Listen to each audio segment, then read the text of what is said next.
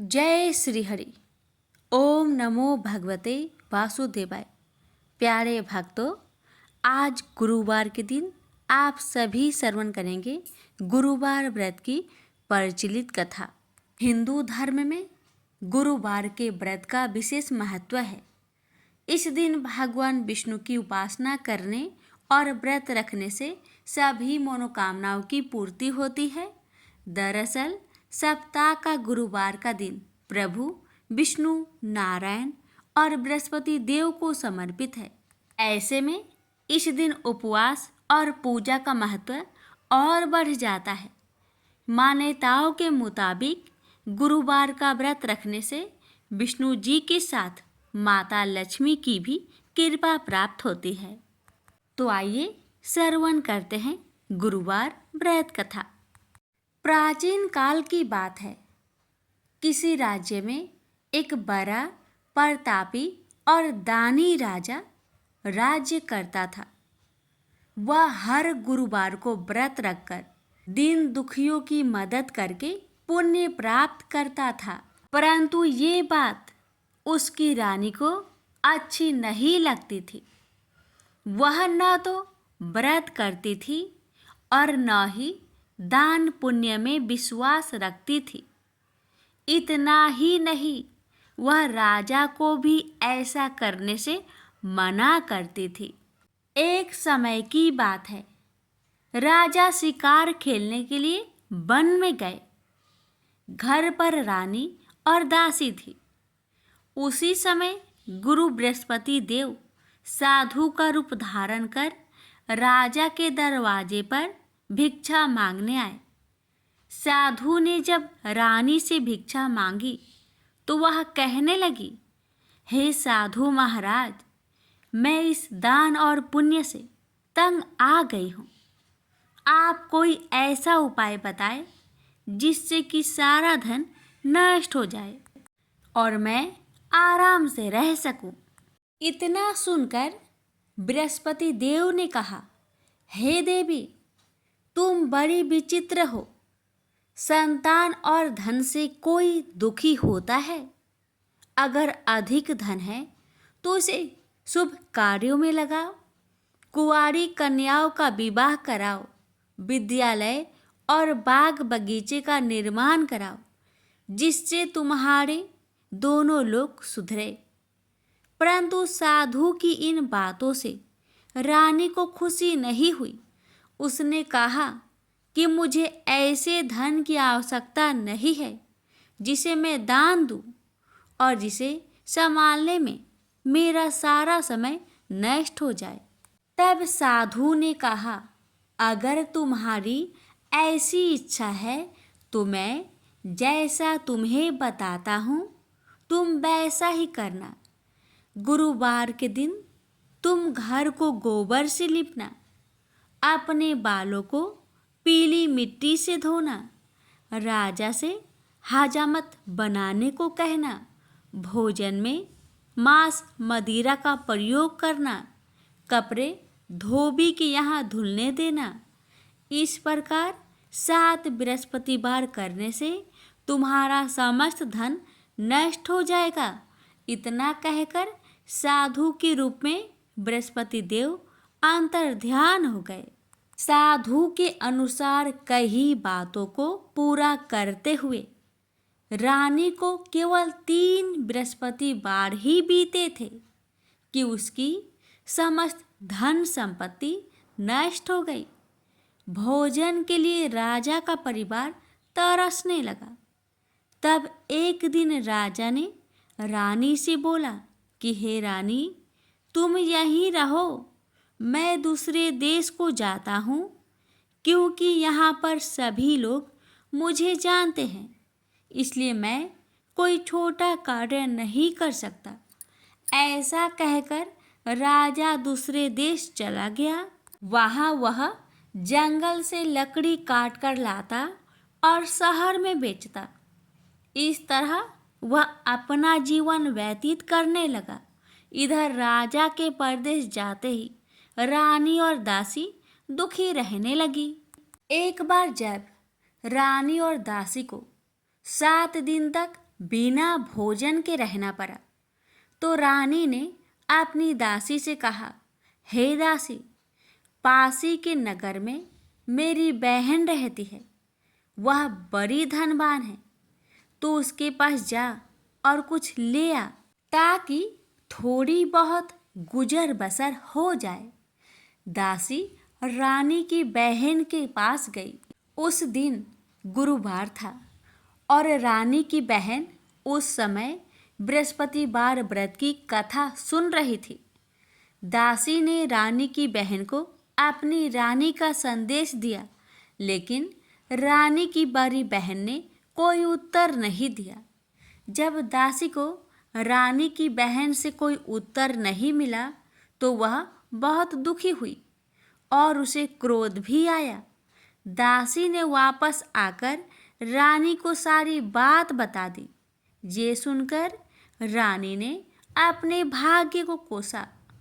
उधर रानी की बहन ने सोचा कि मेरी बहन की दासी आई थी, परंतु मैं उससे नहीं बोली, इससे वह बहुत दुखी हुई होगी। कथा सुनकर और पूजा समाप्त करके वह अपनी बहन के घर आई और कहने लगी, हे बहन, मैं बृहस्पतिवार का व्रत कर रही थी। तुम्हारी दासी मेरे घर आई थी, परंतु जब तक कथा होती है तब तक ना तो उठते हैं और ना ही बोलते हैं, इसलिए मैं नहीं बोली। बताओ दासी, क्यों आई थी? रानी बोली, बहन, तुमसे क्या छिपाऊं? हमारे घर में खाने तक को अनाज नहीं था। ऐसा कहते कहते रानी की आंखें भर आई। उसने दासी समेत पिछले 7 दिनों से भूखे रहने तक की बात अपनी बहन को विस्तार पूर्वक सुना दी। रानी की बहन बोली, देखो बहन, भगवान बृहस्पति देव सबकी मनोकामना को पूर्ण करते हैं। देखो, शायद तुम्हारे घर में अनाज रखा हो। पहले तो रानी को विश्वास नहीं हुआ, पर बहन के आग्रह करने पर उसने अपनी दासी को अंदर भेजा, तो उसे सचमुच अनाज से भरा एक घड़ा मिल गया। यह देखकर दासी को बड़ी हैरानी हुई। दासी रानी से कहने लगी, हे रानी, जब हमको भोजन नहीं मिलता तो हम व्रत ही तो करते हैं, इसलिए क्यों न इनसे व्रत और कथा की विधि पूछ ली जाए, ताकि हम भी व्रत कर सके। तब रानी ने अपनी बहन से बृहस्पतिवार व्रत के बारे में पूछा। उसकी बहन ने बताया, बृहस्पतिवार के व्रत में चने की दाल और मुनक्का से विष्णु भगवान का केले के जड़ में पूजन करे तथा दीपक जलाए, व्रत कथा सुने और पीला भोजन ही करे। इससे बृहस्पति देव प्रसन्न होते हैं। व्रत और पूजन विधि बताकर रानी की बहन अपने घर लौट आई। 7 दिन के बाद जब गुरुवार आया तो रानी और दासी ने व्रत रखा। घुड़सार में जाकर चना और गुड़ लेकर आई। फिर उससे केले की जड़ तथा विष्णु भगवान का पूजन किया। अब पीला भोजन कहाँ से आए? इस बात को लेकर दोनों बहुत दुखी थे। चूंकि उन्होंने व्रत रखा था, इसलिए बृहस्पति देव उनसे प्रसन्न थे। इसलिए वे एक साधारण व्यक्ति का रूप धारण कर 2 थालों में सुंदर पीला भोजन दासी को दे गए। भोजन पाकर दासी प्रसन्न हुई और फिर रानी के साथ मिलकर भोजन ग्रहण किया। उसके बाद वे सभी गुरुवार को व्रत और पूजन करने लगी। बृहस्पति भगवान की कृपा से उनके पास फिर से धन संपत्ति आ गई, परंतु रानी फिर से पहले की तरह आलस्य करने लगी। तब दासी बोली, देखो रानी, तुम पहले भी इस प्रकार आलस्य करती थी। तुम्हें धन रखने में कष्ट होता था, इस कारण सभी धन नष्ट हो गया और अब जब भगवान बृहस्पति की कृपा से धन मिला है तो तुम्हें फिर से आलस्य होता है। रानी को समझाते हुए दासी कहती है कि बड़ी मुसीबतों के बाद हमने यह धन पाया है, इसलिए हमें दान पुण्य करना चाहिए, भूखे मनुष्य को भोजन कराना चाहिए और धन को शुभ कार्य में खर्च करना चाहिए, जिससे तुम्हारे कुल का यश बढ़ेगा, स्वर्ग की प्राप्ति होगी और पितृ प्रसन्न होंगे। दासी की बात मानकर रानी अपना धन शुभ कार्य में खर्च करने लगी, जिससे पूरे नगर में उसका यश फैलने लगा। बृहस्पतिवार व्रत कथा के बाद श्रद्धा के साथ आरती की जानी चाहिए। इसके बाद प्रसाद बांटकर उसे ग्रहण करना चाहिए। एक दिन राजा दुखी होकर जंगल में एक पेड़ के नीचे आसन जमाकर बैठ गया। वह अपनी दशा को याद करके व्याकुल होने लगा। बृहस्पतिवार का दिन था। एकाएक उसने देखा कि निर्जन वन में एक साधु प्रकट हुए। वह साधु भेष में स्वयं बृहस्पति देवता थे। लकड़हारे के सामने आकर बोले, हे लकड़हारे, इस सुनसान जंगल में तू चिंता मग्न क्यों बैठा है? लकड़हारे ने दोनों हाथ जोड़कर प्रणाम किया और उत्तर दिया, महात्मा जी, आप सब कुछ जानते हैं, मैं क्या कहूँ? यह कहकर रोने लगा और साधु को अपनी आत्मकथा सुनाई। महात्मा जी ने कहा, तुम्हारी स्त्री ने बृहस्पति के दिन बृहस्पति भगवान का निरादर किया है, जिसके कारण रुष्ट होकर उन्होंने तुम्हारी यह दशा कर दी। अब तुम चिंता को दूर करके मेरे कहने पर चलो तो तुम्हारे सब कष्ट दूर हो जाएंगे और भगवान पहले से भी अधिक संपत्ति देंगे। तुम बृहस्पतिवार के दिन कथा किया करो। 2 पैसे के चने मुनक्का लाकर उसका प्रसाद बनाओ और शुद्ध जल से लोटे में शक्कर मिलाकर अमृत तैयार करो। कथा के पश्चात अपने सारे परिवार और सुनने वाले प्रेमियों में अमृत व प्रसाद बांटकर आप भी ग्रहण करो। ऐसा करने से भगवान तुम्हारी सब मनोकामनाएं पूरी करेंगे। साधु के ऐसे वचन सुनकर लकड़हारा बोला, हे प्रभु, मुझे लकड़ी बेचकर इतना पैसा नहीं मिलता जिससे भोजन के उपरांत कुछ बचा सकूं। मैंने रात्रि में अपने स्त्री को व्याकुल देखा है और मेरे पास कुछ भी नहीं जिससे मैं उसकी खबर मंगा सकूं। साधु ने कहा, हे लकड़हारे, तुम किसी बात की चिंता मत करो। बृहस्पति के दिन तुम रोजाना की तरह लकड़ियां लेकर शहर को जाओ। तुम्हारे रोज से दुगुना धन प्राप्त होगा, जिससे तुम भली भांति भोजन कर लोगे तथा बृहस्पति देव की पूजा का सामान भी आ जाएगा। इतना कहकर साधु अंतर्ध्यान हो गए। धीरे धीरे समय व्यतीत होने पर फिर वही बृहस्पतिवार का दिन आया। लकड़हारा जंगल से लकड़ी काटकर किसी शहर में बेचने गया। उसे उस दिन और दिन से अधिक पैसा मिला। राजा ने चना गुड़ आदि लाकर गुरुवार का व्रत किया। उस दिन से उसके सभी कलेश दूर हुए। परंतु जब दोबारा गुरुवार का दिन आया तो बृहस्पतिवार का व्रत करना भूल गया। इस कारण बृहस्पति भगवान नाराज हो गए। उस दिन उस नगर के राजा ने विशाल यज्ञ का आयोजन किया तथा शहर में यह घोषणा करा दी कि कोई भी मनुष्य अपने घर में भोजन न बनावे, न आग जलावे। समस्त जनता मेरे यहाँ भोजन करने आवे। इस आज्ञा को जो न मानेगा उसे फांसी की सजा दी जाएगी। इस तरह की घोषणा संपूर्ण नगर में करवा दी गई। राजा की आज्ञा अनुसार शहर के सभी लोग भोजन करने गए, लेकिन लकड़हारा कुछ देर से पहुंचा, इसलिए राजा उसको अपने साथ घर लिवा ले गए और ले जाकर भोजन करा रहे थे। तो रानी की दृष्टि उस खूंटी पर पड़ी जिस पर उसका हार लटका हुआ था। वह वहां पर दिखाई नहीं दिया।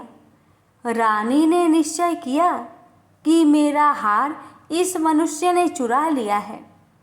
उसी समय सिपाहियों को बुलवाकर उसको कारागार में डलवा दिया। जब लकड़हारा कारागार में पड़ गया और बहुत दुखी होकर विचार करने लगा कि ना जाने कौन से पूर्व जन्म के कर्म से मुझे यह दुख प्राप्त हुआ है, और उसी साधु को याद करने लगा जो कि जंगल में मिला था। उसी समय तत्काल बृहस्पति देव साधु के रूप में प्रकट हुए और उसकी दशा को देखकर कहने लगे, अरे मूर्ख, तूने बृहस्पति देव की कथा नहीं करी, इस कारण तुझे दुख प्राप्त हुआ है। अब चिंता मत कर, बृहस्पतिवार के दिन कारागार के दरवाजे पर 4 पैसे पड़े मिलेंगे। उनसे तू बृहस्पति देव की पूजा करना, तेरे सभी कष्ट दूर हो जाएंगे। बृहस्पति के दिन उसे 4 पैसे मिले। लकड़हारे ने कथा कही। उसे रात्रि को बृहस्पति देव ने उस नगर के राजा को सपने में कहा, हे राजा, तुमने जिस आदमी को कारागार में बंद किया है वह निर्दोष है, वह राजा है, उसे छोड़ देना। रानी का हार उसी खूंटी पर लटका है। अगर तू ऐसा नहीं करेगा तो मैं तेरे राज्य को नष्ट कर दूंगा। इस तरह रात्रि के सपनों को देखकर राजा प्रातः काल उठा और खूंटी पर हार देखकर लकड़हारे को बुलाकर क्षमा मांगी तथा लकड़हारे को योग सुंदर वस्त्र आभूषण देकर विदा कर दिया। बृहस्पति देव की आज्ञा अनुसार लकड़हारा अपने नगर को चल दिया। राजा जब अपने नगर के निकट पहुंचा तो उसे बड़ा आश्चर्य हुआ। नगर में पहले से अधिक बाग, तालाब, कुएं तथा बहुत सी धर्मशाला, मंदिर आदि बन गई है। राजा ने पूछा, यह किसका बाग और धर्मशाला है? तब नगर के सब लोग कहने लगे, यह सब रानी और बांदी की है। तो राजा को आश्चर्य हुआ और गुस्सा भी आया। जब रानी ने यह खबर सुनी कि राजा आ रहे हैं तो उन्होंने बांदी से कहा कि हे दासी, देख, राजा हमको कितनी बुरी हालत में छोड़ गए थे। हमारी ऐसी हालत देखकर वह लौट न जाए, इसलिए तू दरवाजे पर खड़ी हो जा। आज्ञा अनुसार दासी दरवाजे पर खड़ी हो गई। राजा आए तो उन्हें अपने साथ लिवा लाई। तब राजा ने क्रोध करके अपनी रानी से पूछा कि यह धन तुम्हें कैसे प्राप्त हुआ? तब उन्होंने कहा, हमें यह सब धन बृहस्पति देव के इस व्रत के प्रभाव से प्राप्त हुआ है। राजा ने निश्चय किया कि 7 रोज बाद तो सभी बृहस्पति देव का पूजन करते हैं, परंतु मैं प्रतिदिन दिन में 3 बार कहानी तथा रोज व्रत किया करूँगा।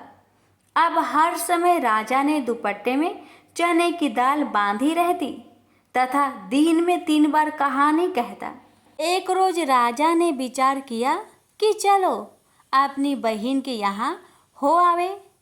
इस तरह निश्चय कर राजा घोड़े पर सवार हो अपनी बहन के यहाँ को चलने लगा। मार्ग में उसने देखा कि कुछ आदमी एक मुर्दे को लिए जा रहे हैं। उन्हें रोककर राजा कहने लगा, अरे भाइयों, मेरी बृहस्पति देव की कथा सुन लो। वे बोले, लो, हमारा तो आदमी मर गया है, इसको अपनी कथा की परी है। परंतु कुछ आदमी बोले, अच्छा कहो, हम तुम्हारी कथा भी सुनेंगे। राजा ने दाल निकाली और जब कथा आधी हुई थी कि मुर्दा हिलने लग गया, और जब कथा समाप्त हो गई तो राम राम करके मनुष्य उठकर खड़ा हो गया। आगे मार्ग में उसे एक किसान खेत में हल चलाता मिला। राजा ने उसे देख और उससे बोले, अरे भैया, तुम मेरी बृहस्पतिवार की कथा सुन लो। किसान बोला, जब तक मैं तेरी कथा सुनूंगा तब तक 4 हरैया जोत लूंगा। जा अपनी कथा किसी और को सुनाना। इस तरह राजा आगे चलने लगा। राजा के हंसते ही बैल पछाड़ खाकर गिर गए तथा किसान के पेट में बड़ी जोर का दर्द होने लगा। उस समय उसकी माँ रोटी लेकर आई। उसने जब यह देखा तो अपने पुत्र से सब हाल पूछा और बेटे ने भी सभी हाल कह दिया। तो बुढ़िया दौड़ी दौड़ी उस घोड़ सवार के पास गई और उससे बोली कि मैं तेरी कथा सुनूंगी, तू अपनी कथा मेरे खेत पर चलकर ही कहना। राजा ने बुढ़िया के खेत पर जाकर कथा कही। इसके सुनते ही वह बैल उठ खड़ा हुई तथा किसान के पेट का दर्द भी बंद हो गया। राजा अपनी बहन के घर पहुंचा। बहन ने भाई की खूब मेहमानी की। दूसरे रोज प्रातःकाल राजा जागा तो वह देखने लगा कि सब लोग भोजन कर रहे हैं। राजा ने अपनी बहन से कहा, ऐसा कोई मनुष्य है जिसने भोजन नहीं किया हो? मेरी बृहस्पतिवार की कथा सुन ले। बहन बोली, हे भैया, यह देश ऐसा ही है कि पहले यहाँ लोग भोजन करते हैं, बाद में अन्य काम करते हैं। अगर कोई पड़ोस में हो तो देख आऊं। वह ऐसा कहकर देखने चली गई, परंतु उसे कोई ऐसा व्यक्ति नहीं मिला जिसने भोजन न किया हो। अतः वह एक कुम्हार के घर गई जिसका लड़का बीमार था। उसे मालूम हुआ कि उनके यहाँ 3 रोज से किसी ने भोजन नहीं किया है। रानी ने अपने भाई की कथा सुनने के लिए कुम्हार से कहा। वह तैयार हो गया। राजा ने जाकर बृहस्पतिवार की कथा कही, जिसको सुनकर उसका लड़का ठीक हो गया। अब तो राजा की प्रशंसा होने लगी। एक रोज राजा ने अपनी बहन से कहा कि हे बहन, हम अपने घर को जाएंगे, तुम भी तैयार हो जाओ। राजा की बहन ने अपनी सास से कहा। सास ने कहा, हाँ चली जा, परंतु अपने लड़कों को मत ले जाना, क्योंकि तेरे भाई के कोई औलाद नहीं है। बहन ने अपने भैया से कहा, हे भैया, मैं तो चलूंगी पर कोई बालक नहीं जाएगा। राजा बोला, जब कोई बालक नहीं चलेगा तब तुम ही क्या करोगी? बड़े दुखी मन से राजा अपने नगर को लौट आया। राजा ने अपनी रानी से कहा, हम निरवंशी है, हमारा मुंह देखने का धर्म नहीं है और कुछ भोजन आदि नहीं किया। रानी बोली, हे प्रभु, बृहस्पति देव ने हमें सब कुछ दिया है, वह हमें औलाद अवश्य देंगे। उसी रात को बृहस्पति देव ने राजा से सपने में कहा, हे राजा, उठ, सभी सोच त्याग दे, तेरी रानी गर्भ से है। राजा को यह बात सुनकर बड़ी खुशी हुई। 9वें महीने में उसके गर्भ से एक सुंदर पुत्र पैदा हुआ। तब राजा बोला, हे रानी, स्त्री बिना भोजन के रह सकती है, पर बिना कहे नहीं रह सकती। जब मेरी बहन आवे तुम उससे कुछ मत कहना। रानी ने सुनकर हाँ कर दिया। जब राजा की बहन ने यह शुभ समाचार सुना तो वह बहुत खुश हुई तथा बधाई लेकर अपने भाई के यहाँ आई। तभी रानी ने कहा, घोड़ा चढ़कर तो नहीं आई, गधा चढ़ी आई। राजा की बहन बोली, भाभी, मैं इस प्रकार न कहती तो तुम्हें औलाद कैसे मिलती? बृहस्पति देव ऐसे ही हैं, जैसी जिसके मन में कामनाएं हैं सभी को पूर्ण करते हैं।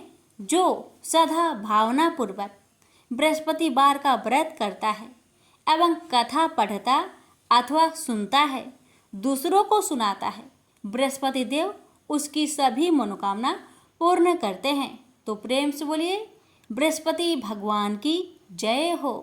प्राचीन काल में एक ब्राह्मण रहता था। वह बहुत निर्धन था। उसके कोई संतान नहीं थी। उसकी स्त्री बहुत मलिनता के साथ रहती थी। वह स्नान न करती। इससे ब्राह्मण देवता बड़े दुखी थे। बेचारे बहुत कुछ कहते थे, किंतु उसका कुछ परिणाम न निकला। भगवान की कृपा से ब्राह्मण की स्त्री के कन्या रूपी रत्न पैदा हुआ। कन्या बड़ी होने पर प्रता स्नान करके विष्णु भगवान का जाप हुआ। बृहस्पतिवार का व्रत करने लगी। अपने पूजन पाठ को समाप्त करके विद्यालय जाती तो अपनी मुट्ठी में जौ भर के ले जाती और पाठशाला के मार्ग में डालती जाती। जब ये जौ स्वर्ण के हो जाते, लौटते समय उनको बीनकर अपने घर ले आती थी।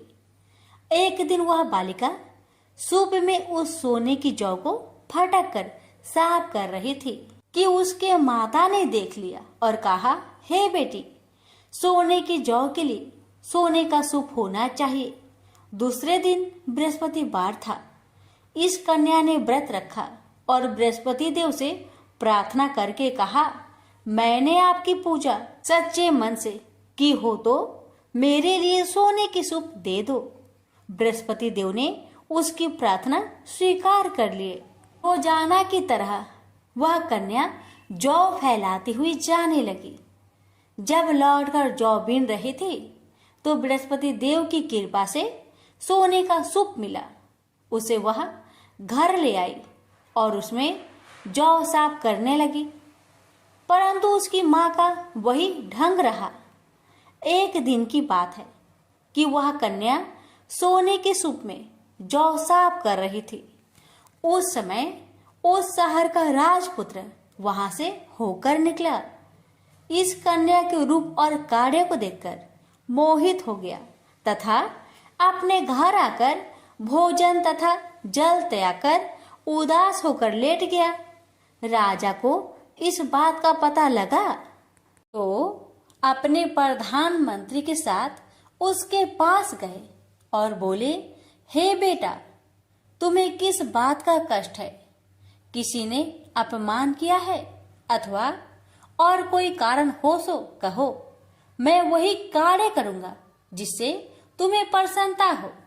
अपने पिता की राजकुमार ने बातें सुनी तो वह बोला, मुझे आपकी कृपा से किसी बात का दुख नहीं है।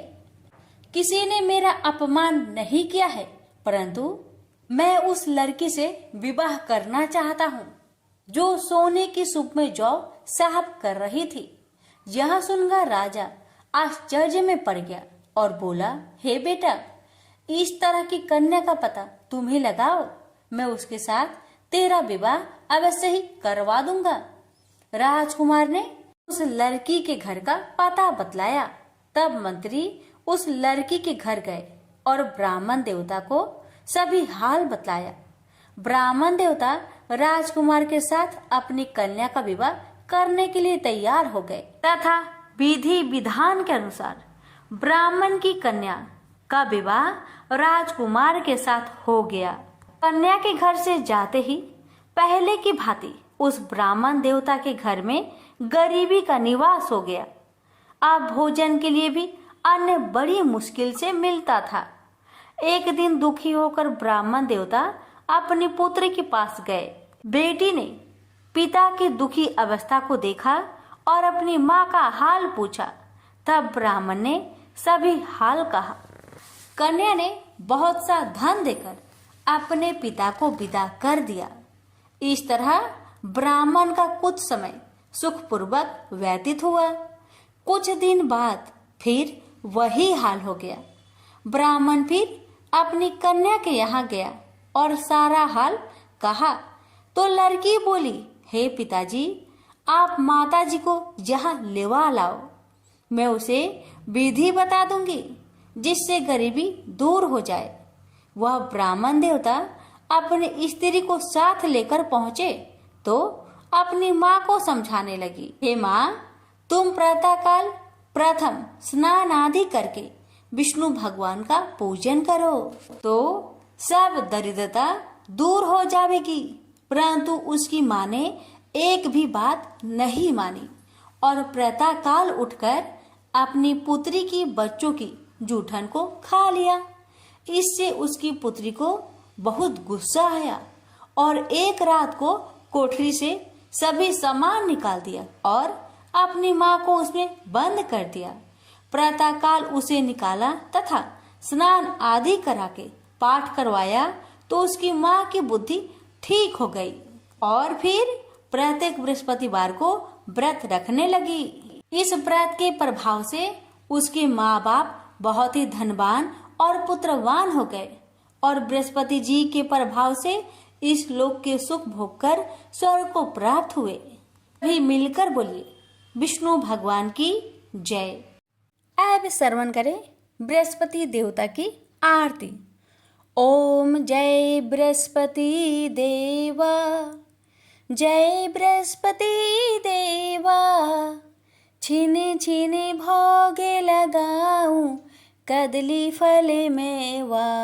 ओम जय बृहस्पति देवा, तुम पूर्ण परमात्मा, तुम अंतर्यामी, जगत पिता जगदीश्वर, तुम सबके स्वामी। ओम जय बृहस्पति देवा, चरणामृत निज निर्मल, सब पातक हरता, सकल मनोरथ दायक, कृपा करो भरता।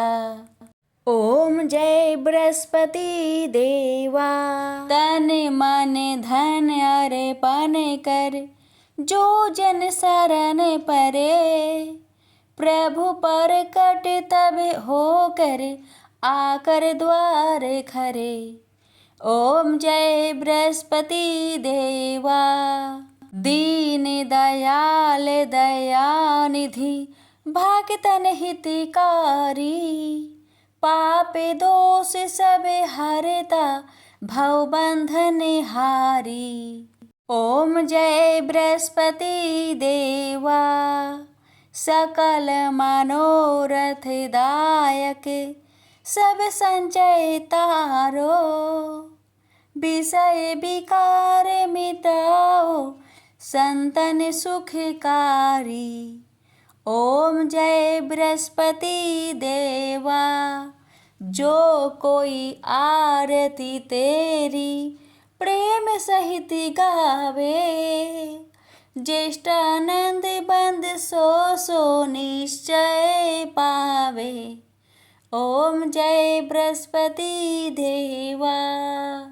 प्रेम से बोलिए बृहस्पति देव की जय।